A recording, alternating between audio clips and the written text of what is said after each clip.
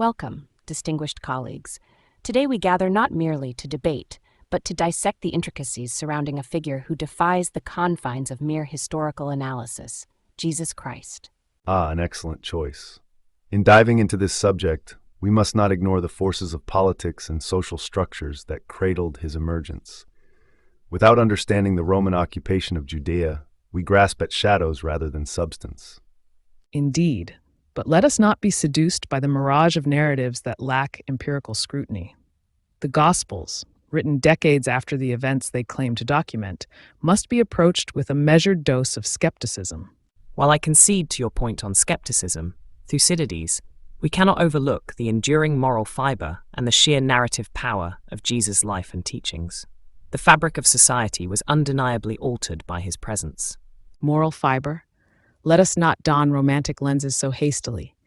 Jesus was a figure who, intentionally or not, trod upon the delicate visage of Roman authority and Jewish tradition alike. It's no small wonder he met the fate that he did. And yet, his life, crucifixion, and the tales that followed echo through the annals of history, inviting fascination and investigation alike. Claims of resurrection and miraculous deeds often overshadow the man himself, a man who, by all accounts, lived in the most turbulent of times. So it is upon this fertile ground of conflict, belief, and history that our discussion shall unfold. We may indeed find no resolution, but in the pursuit of understanding Jesus Christ, we enrich our grasp of humanity itself. If we fixate solely on ideological beliefs and neglect the political machinations of the era, our analysis will be fatally flawed. Jesus did not exist in a vacuum, and neither should our discussion. Precisely. Let us dissect the forces at play, Roman, Jewish, divine, or otherwise, that conspired to make his story one of the most compelling narratives in the annals of history. Yet, let us not lose sight of the human element in our zeal for analysis. The teachings, the parables, and the actions attributed to Jesus have molded civilizations. Molded or manipulated. The political utility of Jesus' image cannot be overstated. We must tread carefully, discerning the man from the mythos constructed around him. A task easier said than done, Tacitus. The divergence between the Jesus of history and the Christ of faith presents an enigma that has puzzled scholars for centuries. But it is an enigma worth exploring. Indeed, it is our duty as historians to navigate this maze of history and belief. Let us then proceed with minds open and tongues sharp to uncover the layers of truth that comprise the story of Jesus Christ.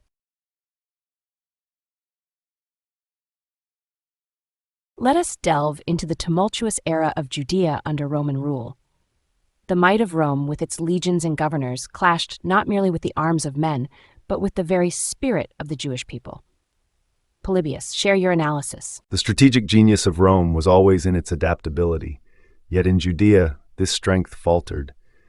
To understand why, one must grasp the complexity of Judean society, deeply religious, starkly divided, and obstinately resistant to external governance.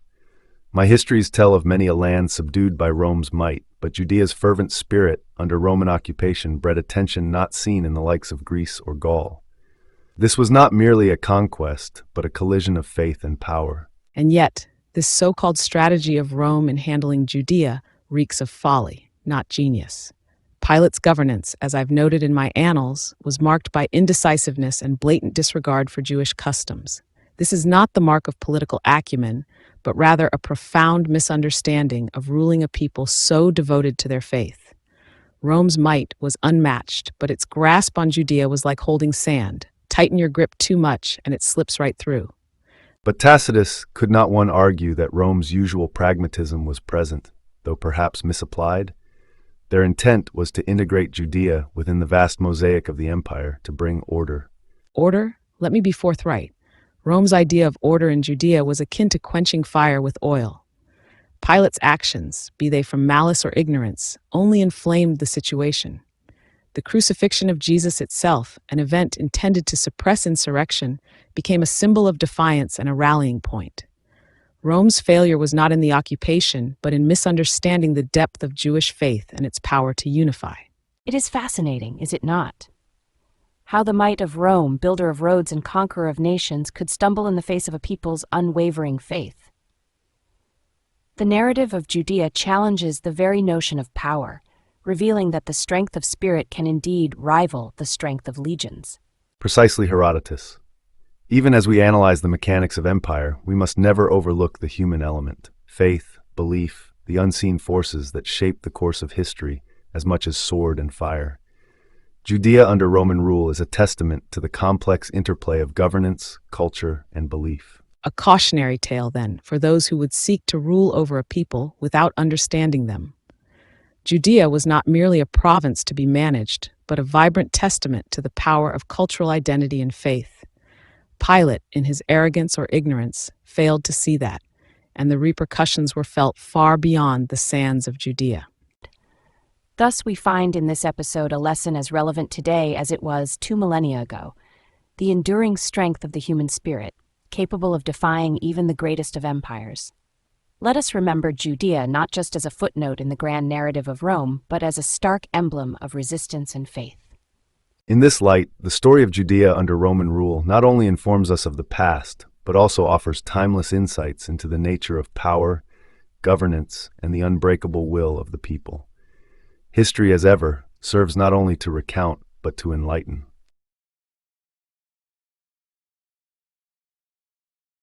Let us now scrutinize the sources at our disposal on Jesus Christ. It is essential to question their reliability and the perspectives they offer, both from Christian and non-Christian viewpoints. Indeed, the Gospels themselves, written decades after the events they purport to document, raise immediate concerns for any serious historian. Their intentions are not merely to inform, but to convince and convert. This agenda casts a long shadow over their factual accuracy. In my history of the Peloponnesian War, I emphasized eyewitness accounts and the necessity of critical examination of sources.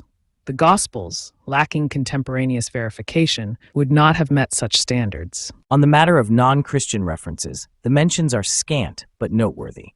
Tacitus, Josephus, and even I have made references to Christus or Christians.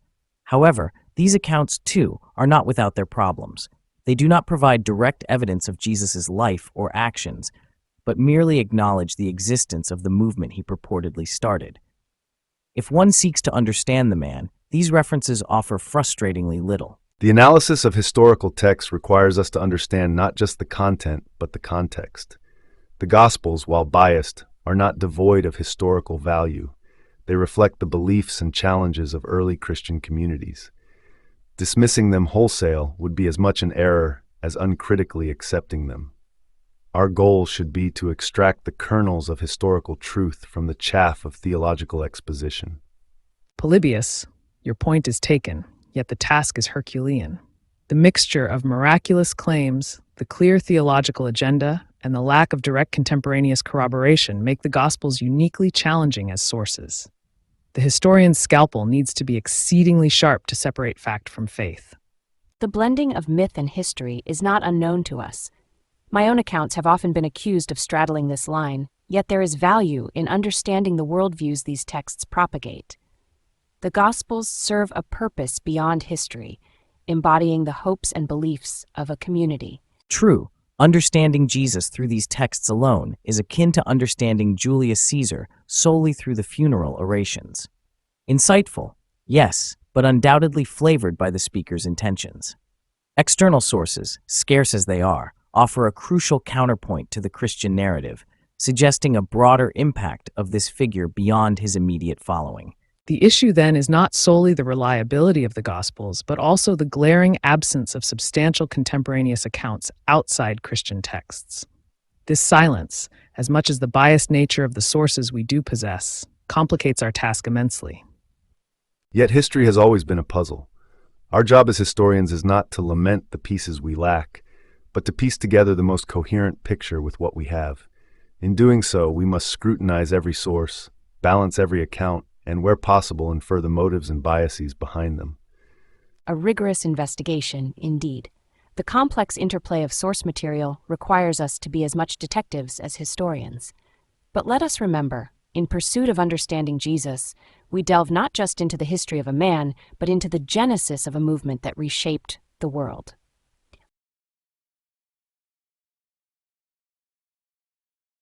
Welcome back. Our next focus shifts to the miracles of Jesus, their nature, truth, and impact.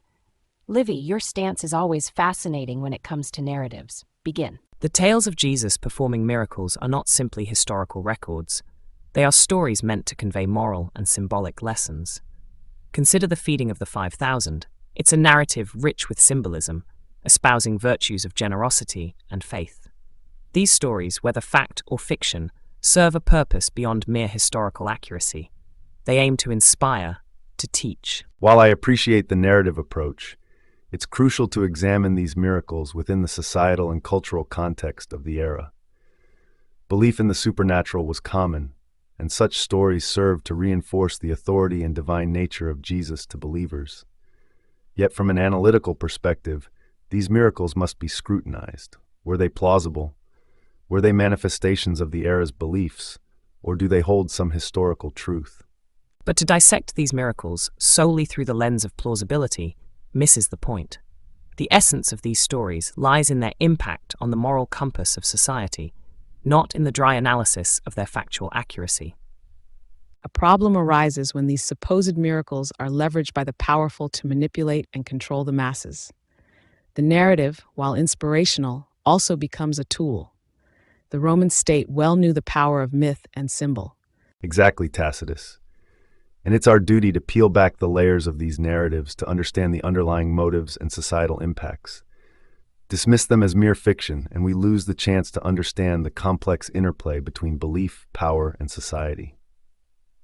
Yet, among the public, it's the juicy details of these miracles that capture the imagination. The turning of water into wine, walking on water, people are fascinated by the idea of someone transcending the laws of nature. It humanizes Jesus, while also elevating him above the common man. This fascination with the extraordinary, it's a thread that runs through all our histories, binding us to our subjects. The miracles of Jesus, whether symbolic, factual, or fabrications, contribute to a portrait of a figure whose impact reverberates through history. And yet, we must not let fascination cloud our judgment. The historian's role is to question, to analyze, and to understand beyond the surface. The miracles of Jesus, like any event from the past, require rigorous scrutiny.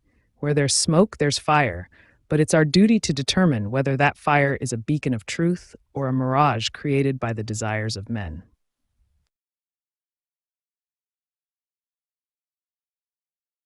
We turn now to the teachings of Jesus and their radical implications on Jewish and Roman societal structures. Tacitus, I find it imperative we begin with you, given your insights into Roman governance and its entanglements with subversive teachings. Ah, subversive indeed. Jesus' teachings, particularly his Beatitudes, turned Roman values on their head.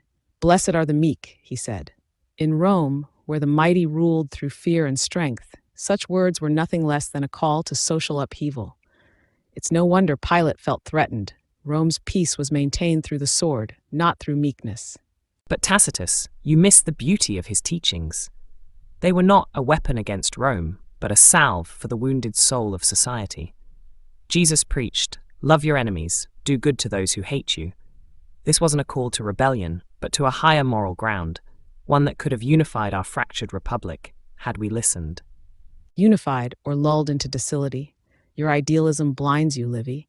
The empire was not built on love, but on the pragmatic application of power. Jesus' message undermined the very foundations of our authority. Both of you make compelling arguments, but you're overlooking the broader historical context. Yes, Jesus' teachings were groundbreaking, and yes, they threatened the Roman status quo, but they also emerged in a land long simmering with unrest against Roman rule. His words offered a new kind of kingship, a spiritual one, contrasting sharply with the physical dominion of Rome. This was a clever strategy, whether intentional or not, positioning his teachings as both a comfort to the oppressed and a challenge to the oppressor. It's fascinating to note the dual nature of Jesus' message. But speaking of dual natures, Livy, you seem to cling to this idea of Jesus as a unifier, a patriot of sorts. Elaborate on that for us. Certainly. Consider the message, "Render therefore unto Caesar the things which are Caesar's, and unto God the things that are God's." This isn't subversion, it's wisdom. It acknowledges the presence of political authority, but delineates a clear boundary where spiritual autonomy begins. Roman society, with its pantheon of gods and imperial cult, failed to understand the profound patriotism in Jesus' message. It wasn't about overthrowing Caesar, but about elevating the spiritual over the temporal, an idea that could have restored the moral fabric of our republic. Moral fabric? Your nostalgia glosses over the expedient cruelty our republic was built upon. Jesus' distinction between God and Caesar was indeed clever, but it was precisely this separation that sowed the seeds for future conflicts between the Christian faith and Roman political order. A spirited exchange as always. It seems Jesus' teachings, whether seen as moralistic or subversive, deeply challenge both the spiritual and political norms of the era. This discussion has illuminated the complex interplay between Jesus' message and the societal structures it encountered. A truly multifaceted figure, Jesus continues to defy simple categorization. On the matter of Jesus' crucifixion, the lines are drawn not just across the sanctorum of religious devotion, but at the heart of political rebellion or religious martyrdom. The stage is Judea, the actors are the Romans and the Jews, and the plot, a crescendo to an inevitable clash. If we dissect the tactics, it's evident. The crucifixion of Jesus is a perfect illustration of realpolitik in ancient times. Rome's heavy hand in Judea was stirring unrest. A figure like Jesus, charismatic, capable of mobilizing the masses, posed a direct threat not just in a religious sense, but as a beacon for potential uprising. Pilate's decision, hence, was nothing short of a strategic move to quell such possibilities. But let's not oversimplify the motives of Pilate or even the Sanhedrin. The Athenian plague taught us that fear could drive a polis to drastic measures. Here, fear of change, of losing control, was palpable. Jesus' teachings challenged not just Roman authority, but the established Jewish order. Crucifixion was a public spectacle meant to dissuade dissent. It was political, undoubtedly, yet underpinned by a deeply religious fervor to preserve the status quo. I find your analysis too forgiving. The Roman government was adept at manipulation, and Pilate was no exception.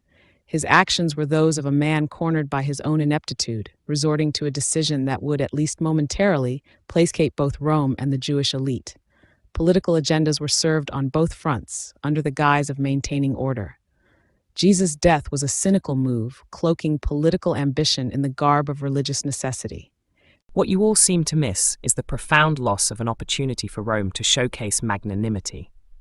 In dealing with a figure like Jesus, Pilate had a chance to bridge gaps, to forge a stronger bond with the Judeans.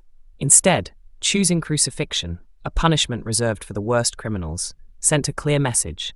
Rome's power was absolute, unquestionable. It was a failure of imagination, of diplomacy. Focusing solely on political machinations diminishes the essence of the man at the crux of this discussion. Jesus, irrespective of the politics surrounding his death, emerged as a figure of religious martyrdom for his followers. Let's not forget, the impact of his crucifixion transcended the immediate political implications. It altered the course of religious thought and practice. His followers clung not to the reasons for his death, but to the symbolism it represented. Ultimate sacrifice and unwavering faith. But remember, the fabric of history is woven not from what ought to have been, but from the raw, often unyielding threads of what was. Jesus' death, whether viewed through the prism of political rebellion or religious martyrdom, was a fulcrum on which the scales of history tipped. It's a poignant reminder that individuals, through their actions or the actions taken against them, can alter the course of history. It's clear, then, that Jesus' crucifixion cannot be neatly categorized into one or the other. It was a confluence of political fear, social upheaval, and religious fervor, a moment that encapsulated the tumultuous era in which it occurred. The debate rages on, but what remains uncontroverted is the indelible mark left by this event on the annals of history.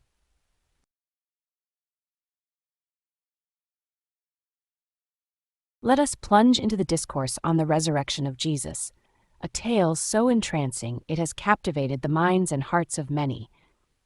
Polybius, your analysis would be most enlightening. Indeed, Herodotus. The resurrection, viewed through the lens of historical comparisons, seems less a unique event and more a common motif of ancient mythologies. Consider the Egyptian story of Osiris. Yet in the case of Jesus, this resurrection served as a linchpin for the burgeoning Christian faith, transforming it from a sect of Judaism into a distinct religion. Yet we must question, Polybius, the veracity of these accounts. The resurrection, by its very nature, defies the empirical reality we observe. No Spartan or Athenian would have accepted such a story without skepticism. Why then should we? The political utility of the resurrection narrative cannot be overlooked. It galvanized Jesus' followers, providing them with a powerful narrative of victory over death. Thucydides, while your skepticism is well placed, my focus is directed toward the testimonies and claims surrounding this event. Tacitus, in his Annals, briefly mentions Christus and his execution by Pontius Pilate. Yet, the detailed narratives of resurrection come exclusively from the Christian scriptures, written decades after the purported events. This temporal gap raises questions about authenticity and embellishment. Suetonius, your point regarding the gap in source accounts is well taken. Yet it is the manipulation of such a narrative by the early Christian community that interests me. It gave them a martyr, a resurrected savior, transcending the political and religious turmoil of the time. It is a narrative that offered power and control. Gentlemen, you dissect the resurrection with a cold rationality, yet underestimate the metaphorical potency of such a narrative. The story served to inspire hope and resilience among Jesus' followers, a moral victory over the despair of death. Perhaps our focus should be not on the literal truth, but on the symbolic transformation it wrought within the burgeoning Christian community. Livy, while your perspective is charming, it does little to aid our quest for historical accuracy. The transformation of communities, while notable, does not validate the supernatural claims at the heart of the resurrection story. Indeed, Polybius. The historian's duty is to strip away myth from matter, to seek the root of truth amidst the tangle of the improbable. While the resurrection serves as a foundational pillar of Christianity, its historical authenticity remains enveloped in the mists of faith, beyond the reach of empirical inquiry. It seems then that our discussion reveals the resurrection as a multifaceted narrative, part historical inquiry, part mythological motif, and part philosophical discourse. Each aspect offers a different lens through which to view this enigmatic event, reflecting the complexity of understanding a figure as pivotal as Jesus.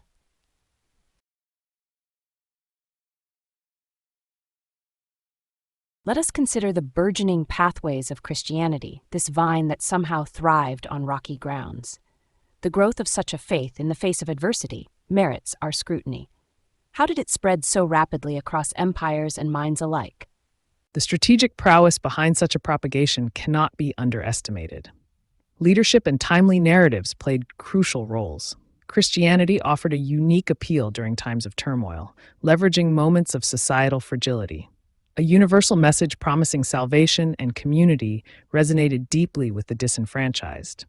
This wasn't merely spiritual, it was a masterful orchestration of societal influence. Yet, one must consider the broader context to fully understand this phenomenon. The Roman Empire, with all its roads and cities interconnected, provided an unwittingly perfect infrastructure for the spread of ideas. The universality of Roman administrative and social structures allowed a new religion like Christianity to permeate quickly. This wasn't just strategy, it was opportunism par excellence. True, the roads of Rome carried more than soldiers and goods.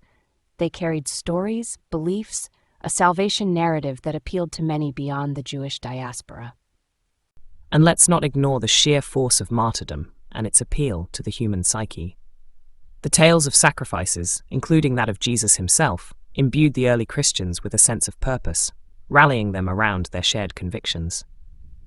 This martyr narrative was captivating, offering a form of heroism accessible to the common man and woman. Fascination with the underdog, however, should not obfuscate the cunning political maneuvering at play. Rome's tolerance for varying cults and sects eventually worked against it.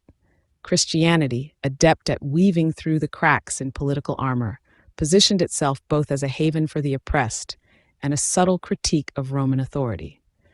Its survival and growth owe as much to Roman oversight as to its own spiritual appeal. Let us not overlook the role of individuals in this grand narrative. Figures such as Paul, with his prolific writings and missionary journeys, personalized this faith, grounding it in human effort and leadership. His epistles are a testament to the power of words to comfort, guide, and mobilize, proving that the pen can indeed be mightier than the sword. From the strategic to the spiritual, the rise of Christianity is a tapestry of human enterprise against the backdrop of empire. It's a tale of roads and letters, of martyrs and emperors, woven together by the shared human quest for meaning.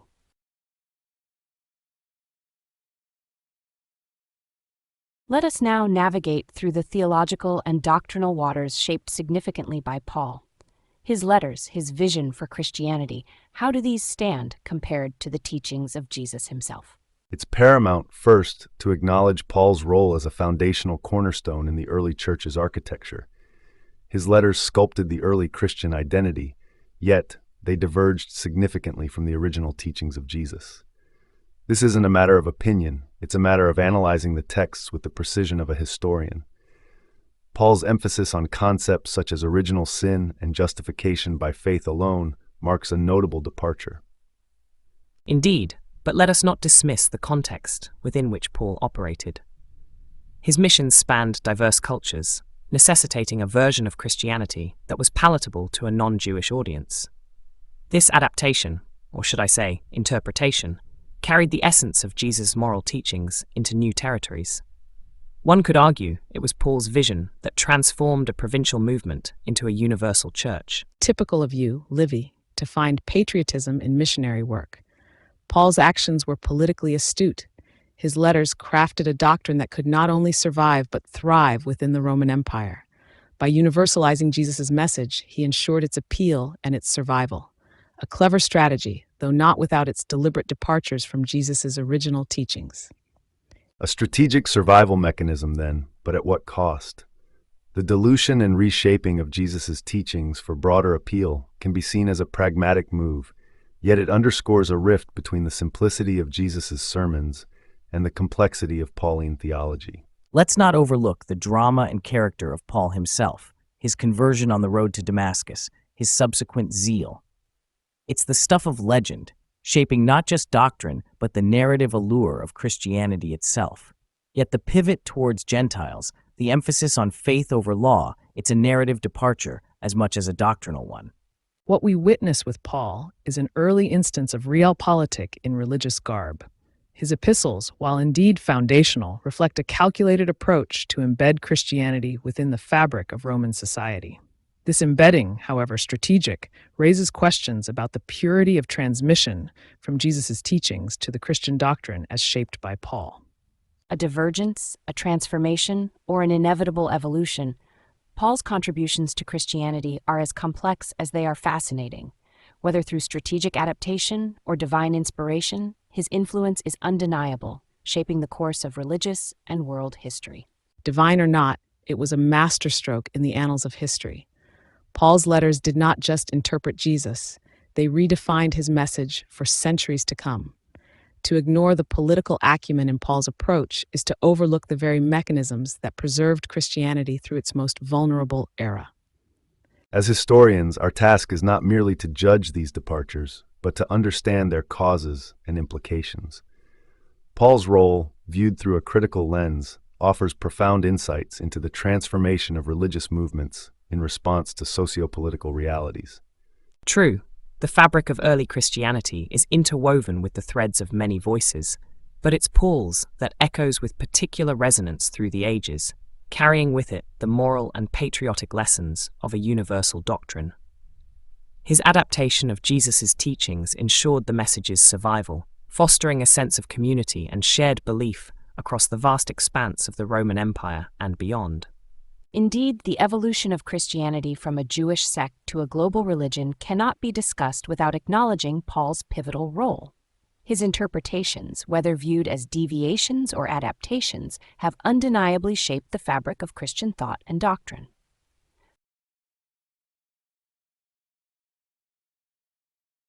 Let us plunge into the depths of how Jesus' image has been sculpted and resculpted through the annals of time.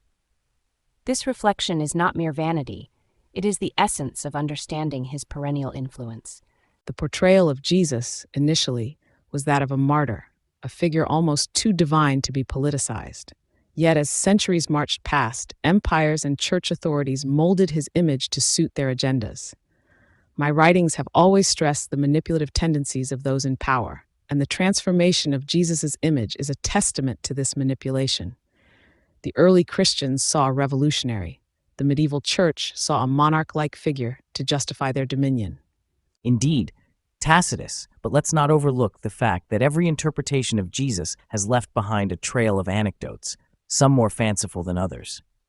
The contrast between the Jesus of the Gospels and the one enshrined in the creeds of later church councils is stark. The Gospels present a man, remarkable yet earthly. The councils present a divine entity, far removed from human comprehension. Both of you outline the transformation, but ignore the underlying causes. The evolution of Jesus' image was as much a response to the socio-political needs of the times as it was to theological debate. As societies evolved, so did their spiritual needs, and thus Jesus was recast in a light that best fulfilled these needs. It's a natural progression seen in the history of all influential figures. This debate forgets one critical aspect: the moral underpinnings of Jesus' teachings. Regardless of how his image was transformed or co-opted by the powers that be, the core of his message retains a remarkable consistency. He remains, through all the ages, a beacon of moral guidance. The ethics he preached are as relevant today as they were 2 millennia ago. Livy, your idealism blinds you to the harsher realities of historical manipulation. Yes, the core teachings may remain, but they are often drowned out by the din of those who seek to use Jesus' image for their own ends. The truth of the matter is harder to discern through the layers of historical revisionism. History is written by the victors, who invariably cast such pivotal figures in a light most favorable to their legacy. An impassioned debate indeed. The transformation of Jesus' image over time mirrors the changing landscapes of history itself. Each era has painted Jesus with the brush it held dear, whether that be for control, morality, or spiritual guidance. Yet, amid these changing portraits, the quest to uncover the real Jesus continues to ignite both fervor and fury across the span of time.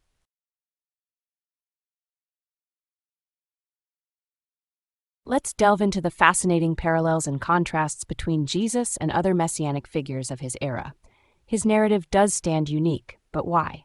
Let's explore. To begin, the historiography surrounding messianic figures often heralds a deliverance, a salvation from oppression.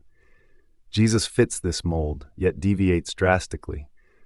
Unlike the zealots of his time who sought liberation through revolt, Jesus preached a kingdom not of this world, which is a stark departure from typical messianic expectations. Precisely. The Messiah concept, at its core, is political. It's about delivering a group from the tangible yoke of oppression.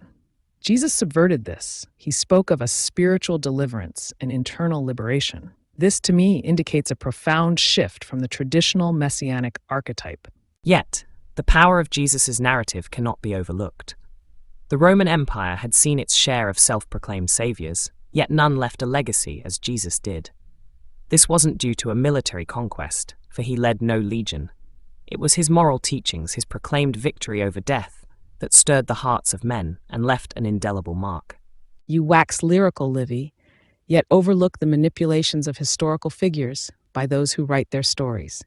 Jesus' image has been carefully curated by his followers. This crafting of his legend is no different from the political maneuvering in Rome's corridors of power.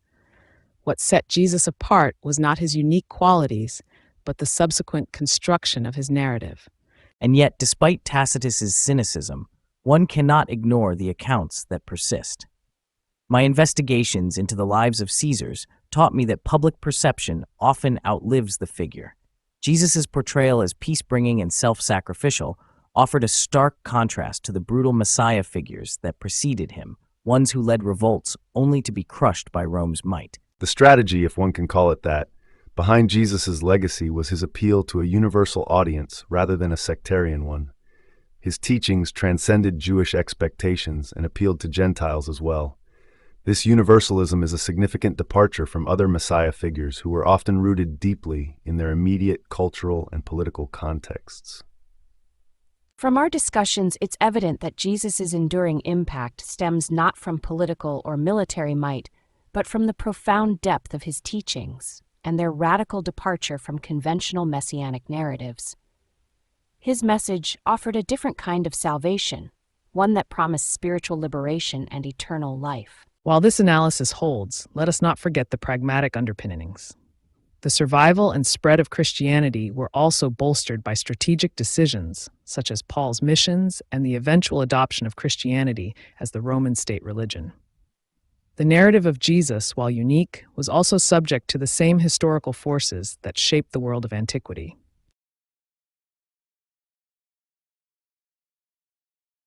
As we draw this discussion to a close, let's reflect on the complex figure of Jesus, scrutinizing our varied analyses. Polybius, your thoughts have often led us through the nuanced pathways of historical context and comparative analysis. Share your final insights. Indeed, our exploration necessitates a lens that views Jesus not merely in isolation, but amidst the vast theater of history. The examination of Jesus' life, crucifixion, and the subsequent proliferation of Christianity must be anchored in a firm understanding of socio-political dynamics. As Rome expanded, it clashed with diverse beliefs, yet Christianity's spread was unprecedented. This phenomenon begs for a scrutiny not just of the figure at its center, but of the conditions that allowed his legacy to thrive. It's comparative history at its core, acknowledging the unique while considering the universal. A profound reflection. Tacitus, your sharp criticisms have not spared emperors nor deities. How do you consolidate your thoughts on Jesus and his enduring legacy? The examination of Jesus Christ and his era under the Roman dominion reveals the potent brew of religion and politics. My accounts of Roman history expose the empire's ruthless political machinery, which Jesus undeniably fell victim to. Yet it's the politicization and subsequent idealization of his figure that intrigues me most. His execution, a common fate for dissenters in Roman provinces, somehow birthed a movement that would outlast Rome itself. It's a stark reminder of the empire's failures and the unpredictable power of spiritual legacies over the might of emperors and armies. Now, Thucydides, your analysis always seeks the marrow of truth, skeptical of narratives glossed by the glow of divinity. Your summation? My approach has always been to strip war and narrative to its bones, seeking causes and effects devoid of divine intervention. Jesus' story, when viewed through this prism, presents a case study in the dynamics of power, belief, and the formation of collective memory. Sects rise and fall, yet Christianity's ascent from a persecuted creed to the spiritual foundation of an empire warrants a rigorous investigation, not into miracles, but into human motivations, strategies, and the enduring quest for meaning amidst chaos. The narrative of Jesus, therefore, is as much about the followers as the figurehead. Livy, your penchant for the moral and ideological underpinnings of Rome gives you a unique stance. Illuminate your perspective. Our entire discourse reaffirms the timeless nature of moral teachings, regardless of their divine origins. The endurance of Jesus' message highlights a fundamental aspect of human civilization, the quest for moral direction and community cohesion. My historical accounts glorify Rome's founding principles, yet they also lament the decay of virtue. Christianity's rise, juxtaposed against Rome's moral dilapidation, serves as a testament to the enduring need for ethical compasses. Perhaps in this light, Jesus embodies the perennial search for societal virtue amidst the faltering institutions of man. Suetonius, you've provided detailed comparisons and intriguing anecdotal evidence throughout. What insights do you bring to our conclusion? The intricacies of Jesus' life and the subsequent embellishments mirror the narratives I've composed on the lives of Caesars, where facts entwine with rumor and personal characteristics evolve into imperial symbols. Jesus, however, transcends the typical boundaries of my subjects. His transformation from a historical figure into a divine embodiment of Christian doctrine exemplifies the allure of personal narratives in constructing larger-than-life legacies. It's a reminder of humanity's fascination with complexity and the power of storytelling in elevating a mortal to the status of a deity. This phenomenon, observed through the meticulous scrutiny of details, underscores the dual roles of history and myth in shaping our understanding of the past. Thank you all for your penetrating insights. This discussion, albeit at times contentious, underscores the multifaceted legacy of Jesus, a figure who, whether viewed through the lens of divinity, history, or myth, offers an inexhaustible well of inquiry for understanding not just a man or a moment, but the essence of humanity itself. As historians, it's our duty to continue probing, questioning, and unraveling the narratives that have shaped civilizations. Let us depart from this roundtable, not with definitive answers, but with a heightened sense of curiosity and a renewed commitment to exploring the depths of our past.